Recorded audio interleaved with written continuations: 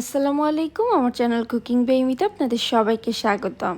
দেখতে দেখতে রমজান কিন্তু প্রায় শেষ হয়ে এসেছে, আর ঈদের খুব বেশি দেরি নেই। ঈদের দিনে আমরা সবাই কম বেশি চেষ্টা করি বিভিন্ন ধরনের ডেজার্ট তৈরি করার জন্য, তার মধ্যে সেমাই কিন্তু অন্যতম একটি। আর আজ সেমাই দিয়ে ভীষণ মজার একটি ডেজার্ট রেসিপি তৈরি করে দেখাবো, সেটা হচ্ছে শিরখুরমা। এটা দেখতে যেমন সুন্দর, খেতে কিন্তু তার থেকে অনেক বেশি মজার হয়। এভাবে সেমাইয়ের রেসিপিটি একবার হলেও ঈদে ট্রাই করতে পারেন, সবাই দেখবেন খেয়ে অনেক বেশি প্রশংসা করছে।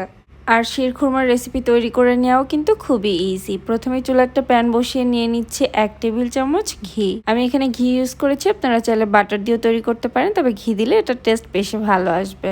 এখন কিছু ড্রাই ফ্রুটস আমি ঘিতে ভেজে নিব, সেজন্য এখানে আমি নিয়ে নিয়েছি কাজু, পেস্তা, কিশমিশ, কাঠবাদাম আর খেজুর। সবগুলোকে ছোট ছোট পিস করে কেটে নিয়েছি। এখানে আমি 1.5 টেবিল চামচের মতো করে নিয়েছি এক একটার পরিমাপ, তবে আপনারা চাইলে কিন্তু কমিয়ে বাড়িয়ে নিতে পারবেন, বা হাতের কাছে সবগুলো ড্রাই ফ্রুটস না থাকলে আপনারা আপনাদের পছন্দ মতো যে কোনো ড্রাই ফ্রুটস দিয়ে এটা তৈরি করে নিতে পারবেন। আমি এগুলোকে 1-1.5 মিনিটের মতো ভেজে নিয়েছি। এখন এই ড্রাই ফ্রুটসগুলো আমি উঠিয়ে নিচ্ছি। বাদামগুলোকে ভালোভাবে উঠিয়ে নেওয়ার পরে প্যানে যে এক্সট্রা ঘিটা রয়ে গিয়েছে সেই ঘিতে এখন সেমাইটা ভেজে নিব। ড্রাই ফ্রুটসগুলোকে একটা সাইডে রেখে দিয়েছি, আর এখানে নিয়েছি 1 কাপ লম্বা সেমাই। সেমাইটাকে খুব বেশি ছোট বা খুব বেশি বড় করে ভাঙিনি। এখন চুলার আঁচটাকে মিডিয়াম লোতে রেখে সেমাইগুলোকে খুব ভালোভাবে ভেজে নিব। ততক্ষণ ভেজে নিব যতক্ষণ না সেমাইয়ের কালারটা কিছুটা চেঞ্জ হয়ে আসে। আমি সেমাইগুলোকে কিছুক্ষণ ভেজে নিয়েছি, এটার কালারটা কিন্তু এখন পুরোপুরি চেঞ্জ হয়ে এসেছে। এখন এর সাথে দিয়ে দিচ্ছি 1 লিটার তরল দুধ। আর এই দুধটা কিন্তু আমি আগে থেকে জাল করে রেখেছিলাম। দুধটা এখনও গরমই আছে, আমি সেই দুধটাই দিয়ে নিচ্ছি। চেষ্টা করবেন আগে থেকে জাল করা দুধটাই ইউজ করার জন্য। দুধ দেওয়ার পরে চুলার আঁচটাকে মিডিয়াম লোতে রেখে এখন এটাকে 3 থেকে 4 মিনিটের মতো জাল করে নিচ্ছি। 3-4 মিনিটের মতো জাল করে নেওয়ার পর এখন এর সাথে দিয়ে দিচ্ছি 3টা এলাচ। এলাচের মুখটাকে একটু ফাটিয়ে নিয়েছি যেন এটার স্মেলটা ভালোভাবে বের হতে পারে। আর এর সাথে দিয়ে দিচ্ছি 1/3 কাপ চিনি। মিষ্টির পরিমাণটা চাইলে কিন্তু আপনারা কিছুটা কমিয়ে বাড়িয়ে ইউজ করতে পারবেন। আমি চিনির পরিমাণটা একটু কমই দিয়েছি।